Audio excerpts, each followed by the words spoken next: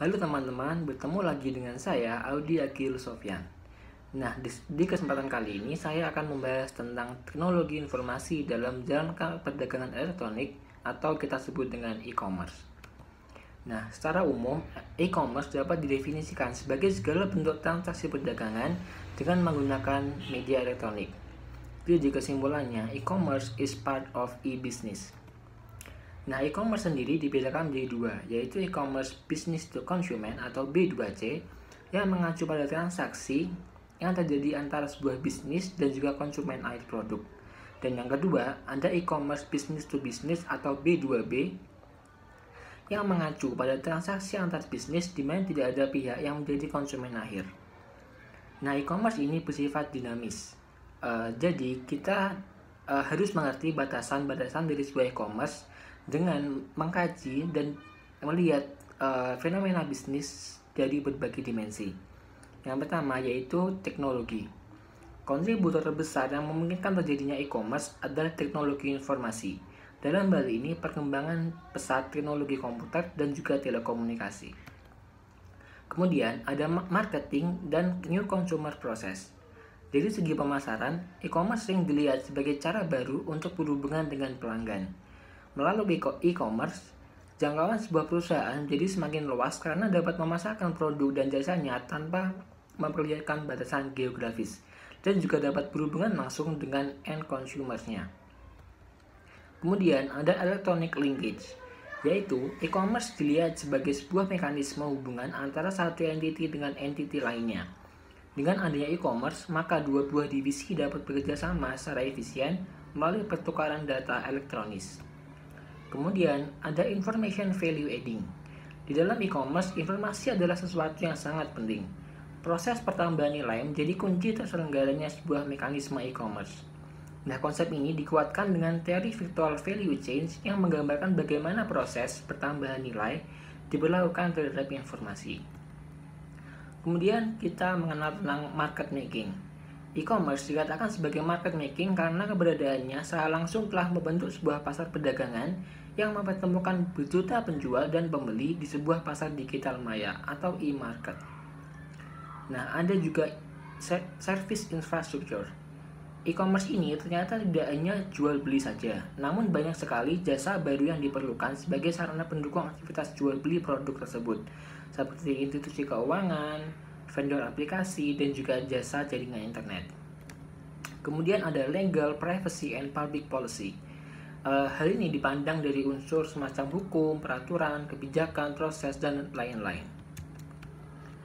Nah, kita akan mengenal tentang business intelligence, yaitu aktivitas pengumpulan informasi mengenai unsur di dalam lingkungan yang berinteraksi dengan perusahaan.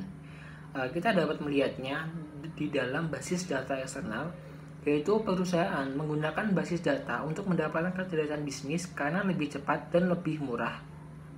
Kemudian, kita juga dapat mencarinya melalui mesin pencari, yaitu sebuah mesin komputer yang menanyakan suatu kata atau kelompok kepada pengguna untuk dicarinya.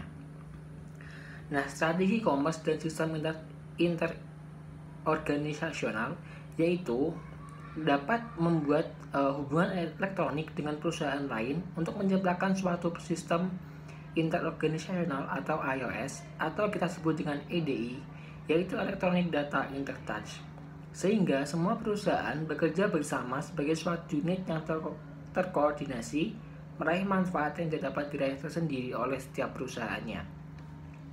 Kemudian ada manfaat iOS. Yang pertama yaitu efisiensi komparatif. Ini berarti bahwa perusahaan dapat memproduksi barang dan jasa dengan tingkat efisiensi yang lebih tinggi. Ini dibagi menjadi dua, yaitu efisiensi internal yang lebih mengarah pada perbaikan di dalam operasi perusahaan, dan juga efisiensi interorganisasional yang menitik beratkan pada perbaikan yang diperoleh melalui kerjasama dengan perusahaan lainnya. Kemudian ada juga kekuatan penawaran, yaitu sebuah kemampuan perusahaan untuk menyelesaikan perselisihan dengan para pemasoknya dan pelanggannya demi keuntungan perusahaan itu sendiri. Nah, keuntungan ini diambil dari 3 area dasar. Yang pertama yaitu fitur dari produk yang unik, menurunkan biaya yang berhubungan dengan penelitian, dan juga meningkatkan biaya perpindahan. Kemudian ada EDI atau Electronic Data Interchange. Hal ini terdiri atas transmisi data langsung komputer ke komputer dalam suatu format struktur yang dapat dibaca oleh mesin. EDI sendiri bagian-bagiannya yaitu yang pertama ada extranet, yaitu cara lain dari membuat suatu iOS. Dengan cara ini memungkinkan dibaginya informasi berbasis komputer yang sensitif dengan perusahaan lain. Biasanya ini diamankan dan juga privasinya dijaga melalui firewall. Kemudian ada sekutu bisnis proaktif dan reaktif. Pastinya sponsor iOS pada umumnya mengambil pendekatan proaktif, merangsang minat akan iOS dan mendorong partisipasi di dalam jaringannya. Para partisipan pada umumnya merespon dengan cara yang reaktif, menerima atau menolak penawaran sponsor tersebut. Nah, faktor yang menentukan apakah perusahaan akan mengambil langkah proaktif atau reaktif, yaitu yang pertama tekanan kompetitif.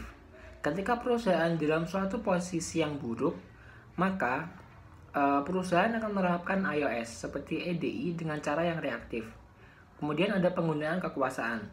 Ketika sebuah perusahaan dapat memaksakan kekuasaannya atas anggota lain, ia akan proaktif dalam menerapkan iOS. Kemudian ada kebutuhan internal. Ketika perusahaan sadar bahwa partisipasi dalam iOS merupakan salah satu cara untuk meningkatkan operasinya, perusahaan tersebut akan melakukan pendekatan atas iOS dengan cara yang proaktif. Kemudian yang terakhir ada dukungan manajemen puncak. Tanpa melihat apakah perusahaan tersebut bertindak dengan cara yang proaktif maupun reaktif, dukungan manajemen puncak selalu akan mempengaruhi keputusannya. Kemudian ada strategi B2C untuk e-commerce.